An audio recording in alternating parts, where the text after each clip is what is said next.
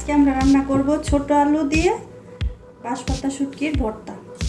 এখন আমরা শুটকিটা আর আলুটা ধুয়ে নিয়ে আগে ধুয়ে সিদ্ধ করতে দিই।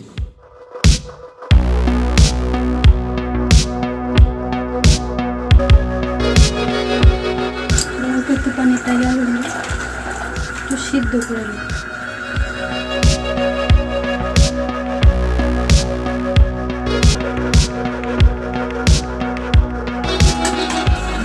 সিদ্ধ হতে আমি শুটকিটা ধুয়ে নিই। এখানে আমি দুটো শুটকি নিয়েছি, এটা আপনারা চাইলে আরও বেশি নিতে পারেন।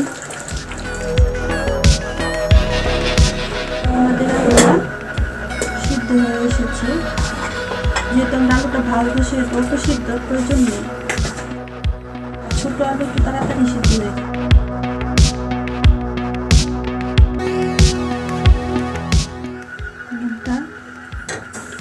কড়াইটা গরম হওয়ার জন্য দিচ্ছি।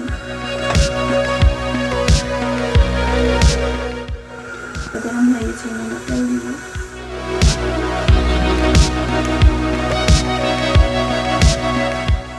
আমি শুকনো মরিচগুলো দিয়ে দিব।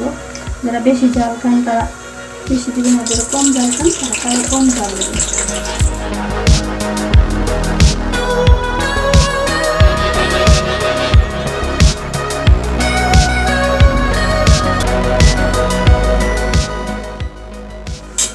শুকনো মরিচগুলো হয়ে গেছে, কোনো মিটগুলো উঠিয়ে নেব।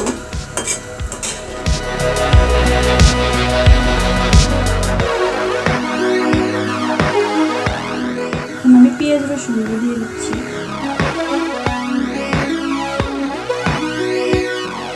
পেঁয়াজ রসুন আর আলু একসঙ্গে দিয়ে দিলে এটা একসঙ্গে ভালো।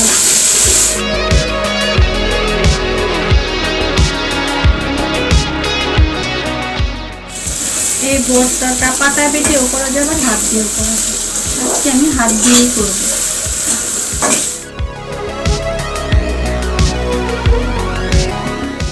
5-6 মিনিট ভাজলেই হয়ে যাবে। এখন আমি মাঝখানে একটু ফাঁকা করে দেব, তারপর একটু তেলটা আসবে, ওই তেলে আমি শুটকিটা দিয়ে দিচ্ছি।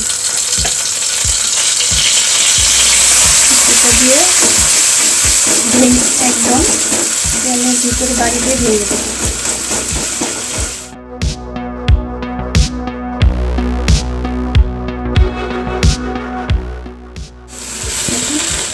শুটকিটা এখন গলে গিয়ে যদি একটু থাকে ওটা ভর্তাটা মাখানোর সময় হাত দিয়ে মিশিয়ে নিলেই হবে। আমরা ঠান্ডা হলে এটা হাত দিয়ে মাখিয়ে খাওয়ার জন্য তৈরি করব। আমাদের এইগুলো আলুটা ঠান্ডা হয়ে গেছে, এখন আমরা ভর্তাটা মাখাবার আগে দিয়ে নিচ্ছি।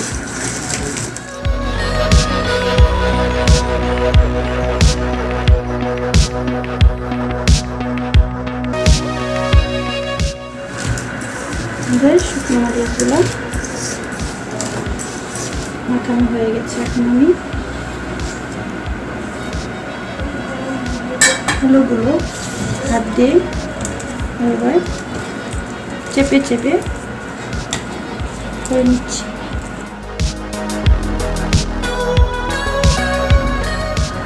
হালকা একটু গরম গরম থাকতে আলুগুলো করে নিলে করতে সুবিধা হবে, নরম হবে। আপনারা চাইলে চামিচ দিয়েও করতে পারেন। আমাদের আলুগুলো মাখানো শেষ হয়ে গেছে।